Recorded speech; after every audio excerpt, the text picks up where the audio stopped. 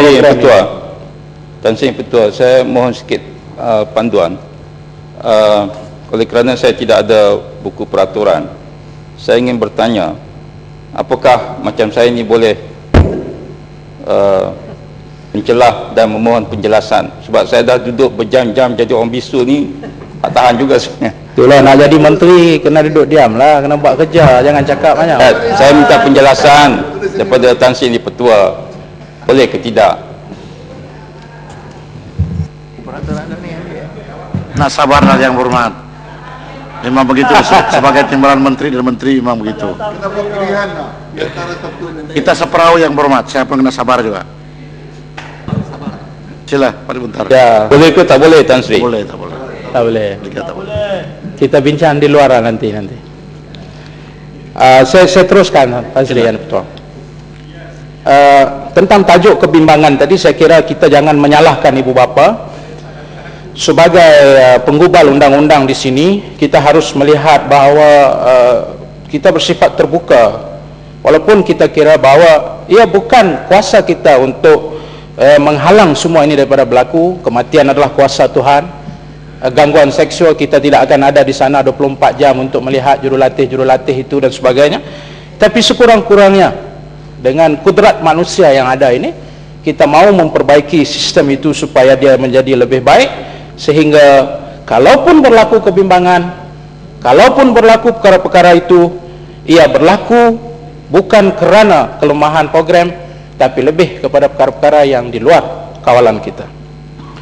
Seterusnya, permasalahan yang disebut yang menyebabkan kebimbangan yang tidak dapat terkawal dan menggagalkan program ini. Dan saya tidak setuju pandangan sebagai rakan-rakan sebelah yang menganggap bahawa kitalah yang menanamkan kebimbangan ini, kononnya kitalah yang menyebabkan program ini. Sebenarnya tidak. Yang kita bercakap ini adalah fakta, dan saya harap kita dapat membincang perkara ini dengan terbuka dan bukan dengan pemikiran yang sempit.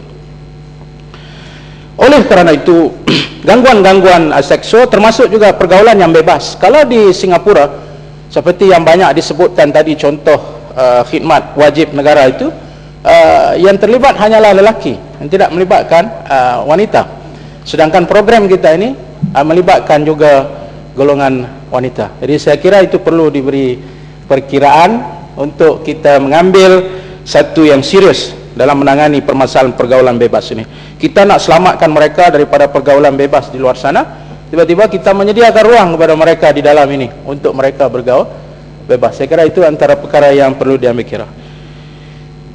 Dengan itu, saya harap pihak Kementerian mengambil, dan timbalan menteri yang mencadangkan ini, Tan Sri Ketua, mengambil beberapa perkiraan. Antaranya ialah, pertama, PLKN tidak boleh dilihat sebagai program tempelan atau kosmetik semata-mata bagi kompromi dengan satu matlamat yang lebih besar dan falsafah PLKN itu sendiri, yaitu integrasi nasional, patriotism, character building dan sebagainya. Saya kira ini satu matlamat yang cukup besar yang kita tidak boleh kompromi dengan mengambil sambil lewa atau berbincang tanpa fokus untuk menjayakan program ini. Yang kedua, kerajaan harus ikhlas. Saya ulangi, kerajaan harus ikhlas supaya PLKN tidak menjadi alat yang menggunakan duit rakyat untuk tujuan doktrinasi sempit kepada politik kepartian parti pemerintah. Saya kira inilah antara perkara yang membimbangkan. Ia adalah merupakan projek negara, bukan projek parti-parti tertentu yang menanam semangat patriotik sempit, dan merekalah kalau ada yang menyebabkan program ini gagal. Oleh itu saya seru, saya merayu, saya minta perhatian.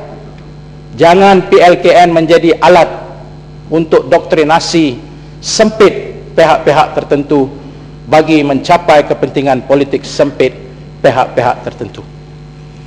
Jika ini gagal ditangani, saya khawatir PLKN hanya menjadi alat tertentu untuk pihak-pihak tertentu sahaja dan bukan seperti yang digariskan dalam falsafah PLKN itu sendiri.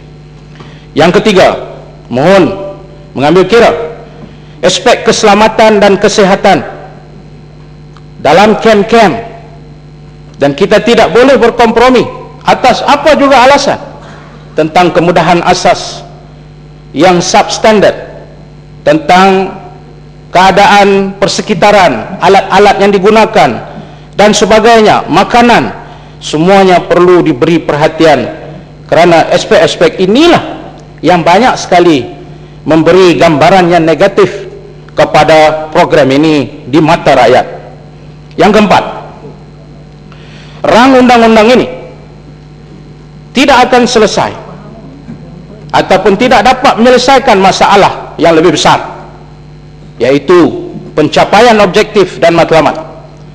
Walaupun secara teknikalnya Parit Buntar tidak ada masalah untuk menerima cadangan ini, kerana ia lebih baik daripada hukuman yang telah ada sebelumnya, yaitu hukuman penjara dan denda. Yang kelima, bagi Parit Buntar, premis keberkesanan dan kejelasan PLKN itu sendirilah yang akan menentukan apakah bentuk hukuman bagi mereka yang enggan. Dengan itu, saya mencadangkan, Parit Buntar mencadangkan, supaya PLKN ini, setelah kita membincangkan pindaan ini, dinilai semula, semasak-masaknya, dikaji semula. Walaupun Lipis ada menyebut bahawa di sana ada kajian mengatakan bagus dan sebagainya, tapi kita mau tengok bagaimanakah cara kajian itu dibuat. Kalau takut kajian itu hanya dibuat bagi menyedapkan halwa telinga semata-mata.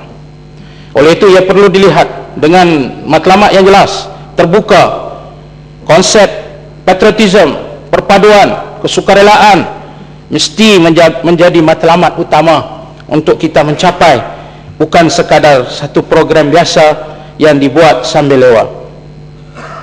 Kalaulah, apalah salahnya jika ada program lain yang boleh mencapai maksud yang disebut tadi, atau pendekatan baru yang boleh mencapai maksud yang disebut tadi, dengan mengambil kira bahawa PLKN bukanlah segala-galanya, kerana sepatutnya pendekatan perpaduan patriotism perlu juga dilihat dalam sistem yang lebih holistik, dan mungkin PLKN ini hanya menyempurnakan lagi yang telah sedia ada.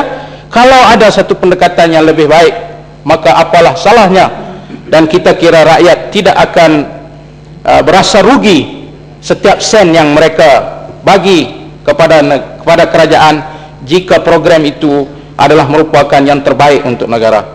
Dengan ucapan ringkas itu, saya mohon supaya undang-undang ini diterima. Cuma saya minta Timbalan Menteri mengambil kira semua apa yang telah saya sebutkan tadi.